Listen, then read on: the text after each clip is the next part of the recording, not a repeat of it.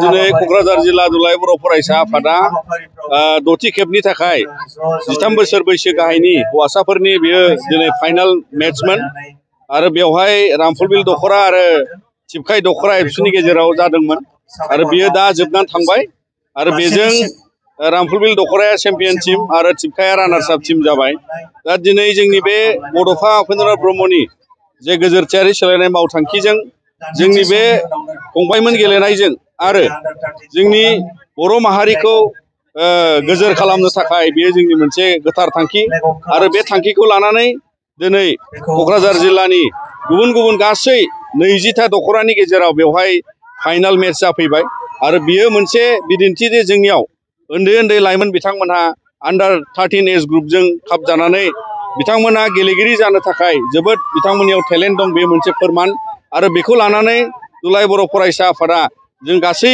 जोंनि बर' हारिनि गेजेराव बयखौबो बे थुलुंगानायखौ होनो थाखाय जोङो खावलायगोन। मानोना उन समाव बिथांमोना राफोद गेलेगिरि जानानै बर' माहारिनि सिनायथिनि मोनसे मोनदांथि महरै बिथांमोना मोनफ्रोमबो बाहागोआव गेलेगिरि जानो हालांथों जोङो बेखौ बिथांमोननि देरहासारनायजों लोगोसे जोङो मिजिंथियो आरो उननि समाव गुबुन गुबुन गेलेनायाव जाहाथे बिथांमोना राफोद गेलेगिरि महरै बाहागो लायो। फारसेथिंजाय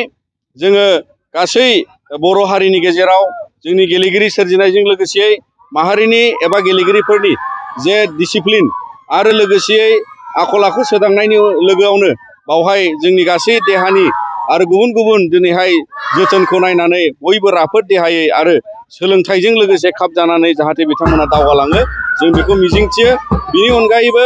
जोङो बिथांमोननि आथिखालनि जुगाव मबाइलजों एबा गुबुन गुबुन मबाइल गेम गेलेनानै एबा फारसेथिं दानि लाइमोनफ्रा फेग्रा मुवा आरो गुबुन गुबुन माने खाब जायै समाज बेरेखा खान्थियाव माने लोगो जानाय एबा बिथांमोना बेबायदि खामानियाव लोब्बा थानायाव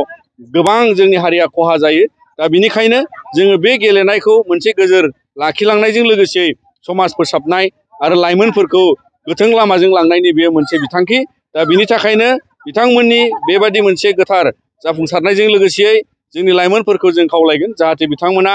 गोबां लाइमोनफ्रा गेलेनायाव गोसो होनांगौ गुबुन गुबुन एथलेटिकआवबो खारनाय बारनायावबो आरो बेबायदिनो जाहाथे बेबायदि फेग्रा मुवा ड्राग्स जौ जुवानिफ्राय गोजानाव थायो। मानोना बियो जोंनि इयुननि थांखिनि बेरेखा एबा